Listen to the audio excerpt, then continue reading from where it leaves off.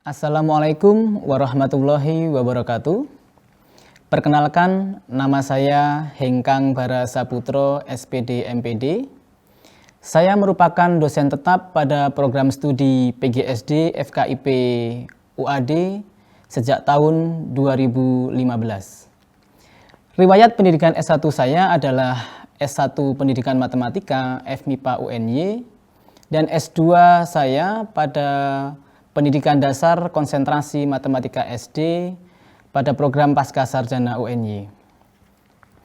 Sebagai seorang dosen, saya berkewajiban melaksanakan Tridharma Perguruan Tinggi, yakni melaksanakan bidang pengajaran, penelitian, dan pengabdian kepada masyarakat. Nah, pada video ini akan dipaparkan salah satu pelaksanaan Tridharma Perguruan Tinggi yang saya laksanakan pada bidang pengajaran. Dalam melaksanakan kewajiban saya pada bidang pengajaran, saya menerapkan sistem pengajaran DIA atau Delivery, Interaction, and Assessment. Dalam delivery merupakan suatu proses di mana saya menyampaikan materi pembelajaran sehingga materi tersebut dapat diterima dengan baik oleh para mahasiswa. Salah satu mata kuliah yang saya ampu adalah mata kuliah materi pembelajaran matematika di SD. Mata kuliah ini ditempuh pada semester ganjil atau semester gasal dan memiliki bobot teori sebanyak 3 SKS. Materi yang saya sampaikan dalam pembelajaran mengacu pada capaian pembelajaran lulusan atau CPL dari mata kuliah ini. Capaian pembelajaran lulusan terdiri dari 4 aspek, yakni aspek sikap, aspek pengetahuan, aspek keterampilan umum, dan aspek keterampilan khusus. Dari CPL mata kuliah ini menurunkan 4 capaian pembelajaran mata kuliah atau kita sebut dengan CPMK. Dari CPMK menurunkan 9 sub CPMK. Nah, dari 9 sub CPMK tersebut akan di breakdown menjadi 14 kali pembelajaran dan tidak termasuk ujian tengah semester serta ujian akhir semester.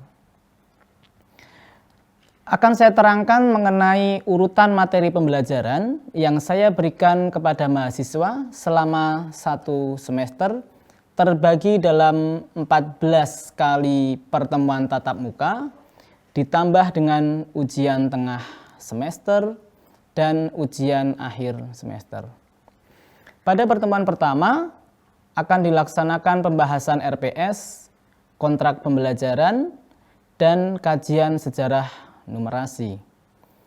Pada pertemuan kedua akan dibahas mengenai jenis-jenis bilangan dan nilai tempat. Pada pertemuan ketiga mengenai operasi penjumlahan dan pengurangan pada bilangan.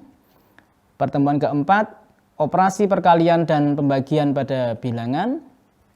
Operasi hitung bilangan pecahan akan dibahas pada pertemuan kelima. Pertemuan keenam akan membahas perbandingan dan skala. Pada pertemuan ketujuh, konsep faktor persekutuan terbesar atau FPB. Pertemuan 8 akan diadakan ujian tengah semester. Pertemuan ke-9 yakni konsep kelipatan persekutuan terkecil atau kita sebut dengan KPK. Pertemuan ke-10 mengenai pengukuran berat, pengukuran panjang, pengukuran volume, dan pengukuran waktu. Untuk pertemuan 11 dan ke-12 kita akan membahas mengenai konsep bangun datar. Pertemuan ke-13 dan pertemuan ke-14 kita akan membahas tentang konsep bangun ruang.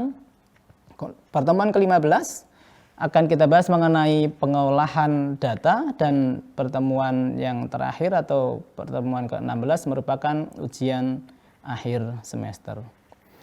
Salah satu target atau capaian pembelajaran mata kuliah ini adalah mahasiswa mampu menerapkan pengetahuan konseptual matematika SD untuk merancang dan menerapkan pembelajaran matematika di sekolah dasar. Mata kuliah ini merupakan mata kuliah inti yang saya ampu karena sangat terhubung dengan bidang pengabdian dan karya fenomenal yang saya ajukan. Beberapa produk atau luaran dari mata kuliah ini telah mendapatkan hak kekayaan intelektual atau HKI dari Kemenkumham.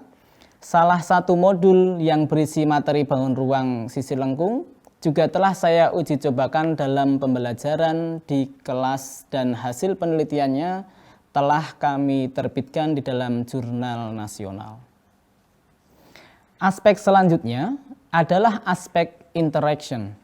Interaction merupakan suatu proses interaksi yang menjalin antara dosen dengan mahasiswa guna mencapai tujuan pembelajaran. Adapun sistem interaction yang saya terapkan dalam pembelajaran mengacu pada sistem Student Learning Center.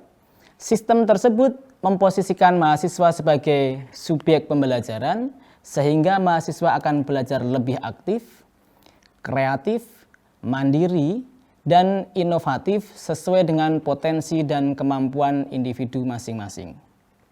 Hal ini tentunya sesuai dengan semangat Merdeka Belajar Kampus Merdeka. Strategi dan metode pembelajaran yang saya terapkan dalam perkuliahan bertujuan untuk meningkatkan kualitas belajar mahasiswa serta menghasilkan calon guru yang memiliki kemampuan unggul dalam mengajarkan materi matematika di sekolah dasar. Selanjutnya, aspek asesmen dalam pembelajaran. Aspek asesmen yang dilakukan dalam pembelajaran merupakan proses yang dilakukan untuk mengukur kemampuan mahasiswa secara objektif dalam menerima dan menyerap materi pembelajaran. Indikator penilaian yang saya gunakan terdiri dari berbagai aspek yang pada awal pertemuan pertama disampaikan sebagai kontrak perkuliahan.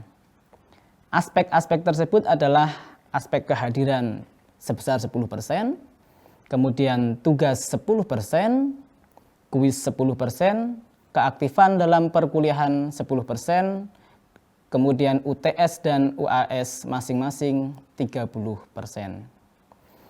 Hasil asesmen yang saya lakukan dengan harapan mahasiswa dapat mengetahui proses penilaian dengan transparan dan objektif. Tentunya hal ini juga sejalan dengan semangat Merdeka Belajar Kampus Merdeka. Itulah ketiga aspek yang saya terapkan dalam proses pembelajaran pada mata kuliah yang saya ampu, yang terdiri dari delivery, interaction, dan yang terakhir assessment, atau yang sering disingkat dengan DIA. Selanjutnya, saya akan menyampilkan proses pembelajaran di kelas dengan salah satu mata kuliah yang saya ampu, yakni materi pembelajaran matematika di SD dengan model pembelajaran problem based learning. Selamat menyaksikan. Wassalamualaikum warahmatullahi wabarakatuh. Baik, assalamualaikum warahmatullahi wabarakatuh. Waalaikumsalam warahmatullahi wabarakatuh. Apa kabarnya rekan-rekan? Alhamdulillah, luar biasa. Allahu Akbar. Masih kurang semangatnya, masih sangat luar biasa ya. Oke, semangatnya masih sangat kuat sehingga teman-teman bisa tetap berkonsentrasi meskipun sudah sore. Ini sudah pukul 3 ya. Tapi kita hari ini kuliah berapa kali? Rekan-rekan kuliah berapa kali hari ini? 2 kali ya. Tadi pagi dan sore. Oke, insyaallah semangatnya masih baik. Rekan-rekan, Pak Bara hari ini akan mengajak kalian untuk belajar mengenai bangun ruang sisi lengkung. Tapi sebelum ke sana, Pak Bara ingin bertanya tentang pembelajaran yang di minggu lalu tentang bangun ruang sisi data. Kira-kira penjelasan Pak Bara di minggu lalu ada yang masih kurang paham dan? Oke, kita cek dulu. Apa itu bangun ruang sisi data? Bangun ruang sisi data adalah bangun yang memiliki sisi berbentuk data. Oke, betul sekali. Beri tepuk tangan untuk Mbak Sarah. Kemudian siapa yang bisa menyebutkan contoh-contoh bangun ruang sisi datar? Iya. Kubus, Pak. Kubus, oke, betul. Balok. Balok, terus Prisma. prisma, oke. Oh, prisma ada banyak, tidak hanya satu. Tidak hanya satu jenis, ada prisma segitiga, prisma segi lima sampai segi n, gitu ya. Oke, saya rasa rekan-rekan sudah mengerti mengenai pembelajaran bangun ruang sisi datar di minggu yang lampau. Oke, hari ini kita akan belajar tentang bangun ruang sisi lengkung. Tapi sebelum ke sana, silakan rekan-rekan baca di depan, di slide depan, bahwa tujuan pembelajaran pada hari ini adalah rekan-rekan akan mengidentifikasi mengenai unsur-unsur tabung, bola, dan kerucut, menghitung luas selimut tabung dan bola, tabung kerucut, kemudian memecahkan masalah yang berkaitan dengan tabung, bola, dan kerucut. Nah, di depan ini ada tampilan bangun ruang. Ada tampilan tentang bangun ruang. Ini masih apa ya? Masih campur ya. Ada bangun ruang sisi datar, ada bangun ruang sisi lengkung. Ya. Ini kira-kira bangun ruang apa ini? Sisi datar. Nah, ini apa? Prisma. Prisma tegak segitiga. Berapa atau segi lima? Nah, berarti ya sudah sore tapi belum ngantuk ya. Nah, sekarang yang bawahnya yang biru ini apa ini? Yang merah ini? Balok. Kalau posisinya begini ini bisa disebut sebagai prisma nggak? Bisa. Kita sebut sebagai prisma Segi prisma tegak segi Oke. Ini bangun ruang apa ini? bola. Ini maksudnya sisi datar atau sisi lengkung? Kalau yang kuning ini? Lanjut, ya. Karena materi perkuliahan ini adalah perkuliahan materi pembelajaran matematika di SD, sehingga mata kuliah ini nantinya akan membekali teman-teman, memperkaya pengetahuan teman-teman untuk bagaimana bisa mengajarkan materi tentang bangun ruang di sekolah dasar. Dalam menyajikan materi ini, rekan-rekan harus membawanya ke dalam konteks kehidupan sehari-hari siswa, atau yang kita sebut sebagai pembelajaran kontekstual. Apa itu pembelajaran kontekstual? Ya. Penyampaian materi yang dikaitkan dengan kehidupan sehari-hari siswa. Ya.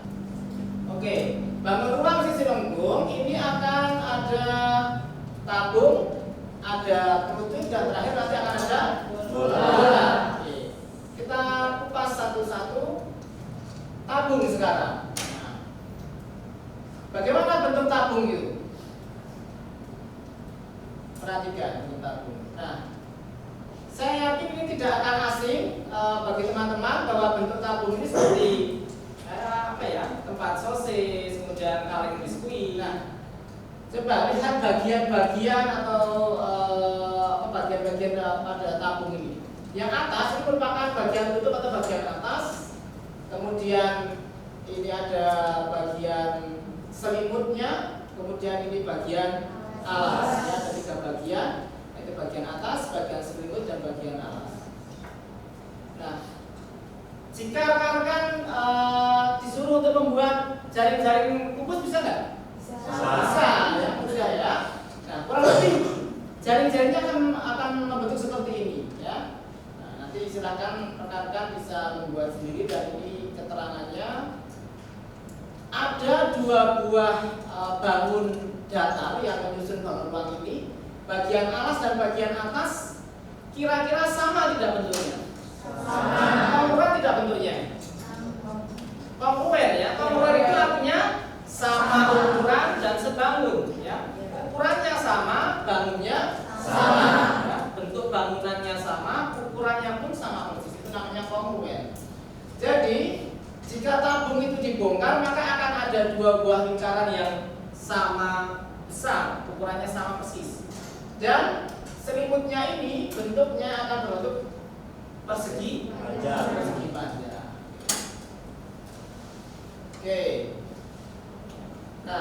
jari-jari tabung tadi sudah, kemudian selimut tabung, alat dan untuk alasnya tadi berbentuk lingkaran. Oke, kemudian apa namanya selimutnya berbentuk lingkaran. Kemudian sisi atas berbentuk lingkaran. Sisi alas dengan sisi atas bentuknya kongruent. Oke. Nah, berdasarkan jari-jari yang kita lihat tadi, maka seperti yang kita sebutkan tadi, bagian atas dan alas merupakan dua lingkaran yang kongruent. Selanjutnya teman-teman kita masuk ke dalam rumusnya. Nah, di depan tadi sudah kita lihat bersama-sama bagaimana menentukan rumus dari luas permukaan tabung.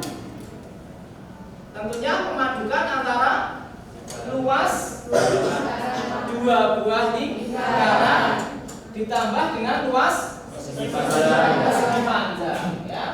Tentunya menggabungkan antara dua luas lingkaran yang kongruent dengan luas persegi panjang. Ini panjangnya, ini lebarnya, ya. Lebarnya, panjangnya ini sebenarnya atau sebetulnya adalah keliling dari lingkaran. Keliling lingkaran rumusnya I kali D atau 2pi R, ya. Pi D sama dengan 2pi R, gitu ya. Nah, sedangkan lebarnya ini merupakan tinggi tabung, ya. Kalau luas lingkaran pi R kuadrat.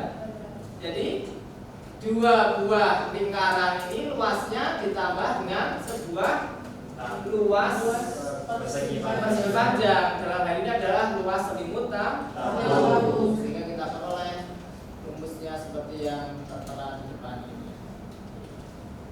Paham ya sampai sini ya? Paham. Oke, kerucut nanti kita juga akan menentukan jaring-jaring dan luasnya. Kerucut itu nggak asing ya? Banyak para petani itu kalau pakai topi ya bentuknya caping, itu kan bentuknya seperti kerucut, ya. Kemudian sebelum kita membongkar apa namanya jaring-jaringnya untuk mencari luas selimut dan luas permukaan kerucut, silakan rekan-rekan bisa amati di depan. Kalau ini Bapak potong gitu ya, seret gitu ke atas, itu nanti dibuka jadi seperti ini.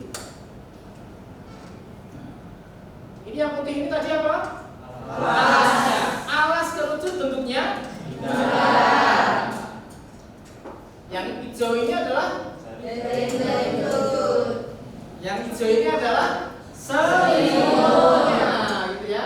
Jadi kalau dari ini dibongkar ke sana, yang hijau ini ada selimutnya, yang putih adalah alas. Jadi bisa ya membuat jaring-jaring kerucut ya?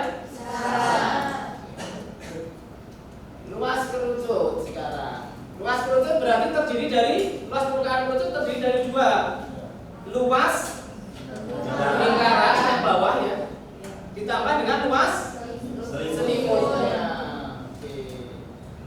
Kalau mungkin luas lingkarannya mudah, tidak ada masalah, ya, tinggal PR kuadrat. Yang jadi masalah adalah menentukan luas selimutnya, ya, karena mungkin ini terdengar baru ya.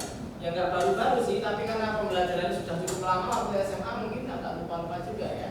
Nah, kita pindahkan ini. Rumus apa yang berlaku jika segitiganya merupakan segitiga siku-siku? Pitagoras. Iya, Pitagoras. Ya, di mana ini ada alas, ada tinggi. Nah, yang di sini ini ada S atau apotema. Oke, ada jari-jari ini. Alas ini merupakan jari-jari dari kerucut tadi, ini tinggi dari kerucutnya, yang ini sisi miringnya atau apotema. Sehingga kita bisa menghitung keliling selimutnya dengan apa namanya, keliling alasnya ini. Jadi ini adalah garis ini, sepanjang garis ini adalah keliling dari alasnya, keliling dari lingkarannya, gitu ya.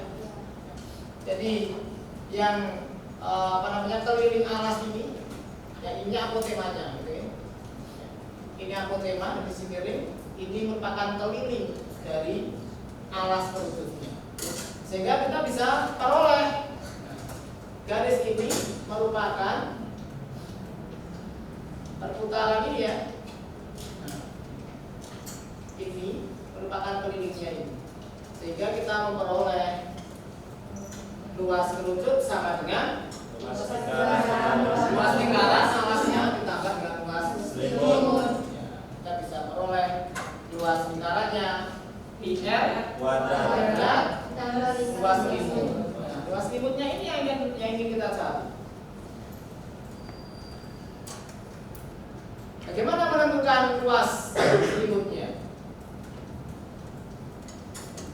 Oke. Luas selimut kerucut terdiri dari pi apotema tadi dikalikan dengan jari-jarinya. Sehingga ketika kita sudah menemukan luas dari selimut kerucutnya, kita bisa menentukan luas permukaan kerucutnya. Karena luas permukaan kerucut itu diperoleh dari luas lingkaran alasnya, gitu ya, ditambah dengan luas selimut kerucut yang ada di samping atasnya. Tapi kalau bola ini nanti pencarian rumusnya akan saya serahkan kepada rekan-rekan. Bagaimana caranya? Nah, karena kita hari ini memakai metode pembelajaran atau strategi pembelajaran problem based learning, maka Bapak akan memberikan sebuah permasalahan kepada teman-teman untuk teman-teman selesaikan. Silahkan rekan-rekan bisa simak di depan. Kemudian sebelum itu rekan-rekan akan saya kelompokkan menjadi 3 buah kelompok, 7 buah kelompok. Nanti masing-masing beranggotaannya ada berapa? 30 berapa? 33 ya. Berarti nanti ada sekitar 4 orang ya, 4 sampai 5 orang ya. Nanti caranya berhitung saja, silahkan berhitung dari sini. 1, yang keras 3, 4, 5, 6, 7, 1, 2, 3, 4, 5.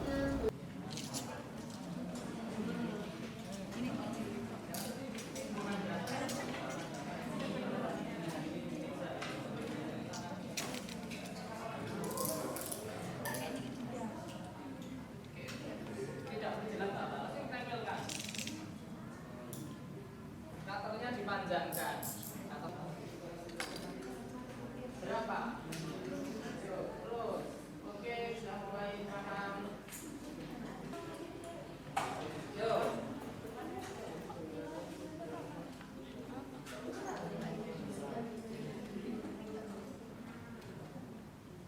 Kira-kira bisa cukup atau muat 5 nggak? 5 lingkaran nggak kira-kira? Belum tahu ya? Kelihatan.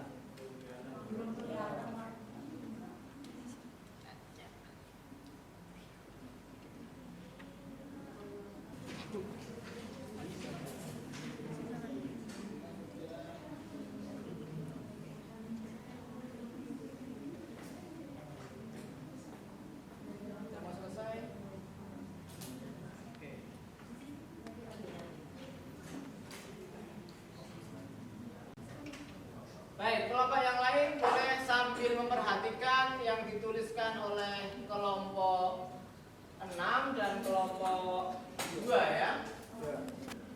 Jadi bisa dilihat ya dari gambar tabungnya itu diameternya sendiri 20 cm. Berarti jari-jarinya itu kan setengahnya, jari-jarinya itu 10 cm. Terus juga tertera bahwa tingginya 10 cm. Tinggal kita tulis saja dulu, diketahui diameternya 20, jari-jarinya 10, tingginya 10. Yang ditanya itu apa sih? Jadi yang ditanya itu LSP-nya. Kita jawab rumusnya itu L sama dengan 2 dikali V dikali R dikali Ditambah ya, R ditambah T. 2 V-nya 3,14, R-nya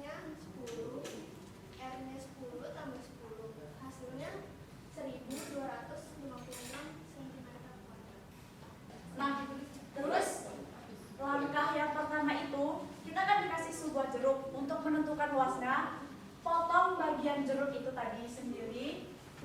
Nah, yang awalnya jeruk itu bulat, itu dipotong menjadi 2 bagian. Nah, setelah dipotong menjadi 2 bagian, yang bagian pertama ini kita bentuk atau kita lukis di dalam kertas menjadi 6 bagian. Dari kelompok kami membuat 6 bagian setengah jeruk ini tadi. Nah, dan setelah itu kulit dari jeruk ini kami kupas kecil-kecil untuk memenuhi lingkaran yang kami buat tersebut. Bisa terlihat ya, rekan ya? Bisa. Nah, dari setelah kami tempelkan kecil-kecil kulit jeruk tersebut, dan ternyata hanya mengisi di bagian 4 lingkaran dari 6 buah lingkaran yang kami buat. Nah, jadi di sini kita dapat merumuskan bahwasannya rumus luas permukaan jeruk itu, atau bisa juga kita artikan luas permukaan bola sama dengan 4 kali luas lingkaran. Apa kira-kira yang bisa kita simpulkan dari pertemuan kita hari ini? Yang pertama, kita belajar mengenai tabung. Ya. Siapa yang berani menyebutkan atau luas permukaan tabung? Ayo, luas permukaan tabung. Luas permukaan tabung terdiri dari 2 buah luas lingkaran ditambah dengan luas selimut. Kerucut sekarang, luas permukaan kerucut terdiri dari luas selimut kerucut ditambah dengan luas alas kerucutnya, sehingga kita peroleh luas permukaan kerucut. Rumusnya mana ya tadi? Sudah dihapus ya? 2 pi r dalam kurung r plus s. S itu apa? Apotema, ya, apotema. Sampai sini ada yang ditanyakan? Belum, ya. Jika tidak ada yang ditanyakan, nanti di Google Classroom akan Bapak berikan soal di sana. Silahkan nanti rekan-rekan bisa mengerjakan, dan 2 atau 3 hari kira-kira batas waktunya 2 hari saja ya. 2 hari. Nah, oke, 2 hari. Nanti ini hari Selasa. Hari Kamis nanti silahkan rekan-rekan kumpulkan di forum Google Classroom itu untuk akan bisa Bapak koreksi, kemudian nanti akan Bapak berikan nilai di sana. Itu yang bisa Bapak sampaikan pada pertemuan hari ini mengenai bangun ruang sisi lengkung. Boleh kembali ke tempat duduknya, dirapikan, tidak usah kembali, dirapikan saja bajunya, ada ke depan semua. Sebelum kita akhiri, sebelum kita berdoa. Ini nanti bisa dibawa ke karya teman-teman. Ya. Ini pengalaman baru ya, pengalaman baru bagaimana kita bisa menghitung luas permukaan bola dari sebuah kulit jeruk, gitu ya. Baik, sebelum kita pulang, kita tutup perkuliahan hari ini dengan membaca hamdalah bersama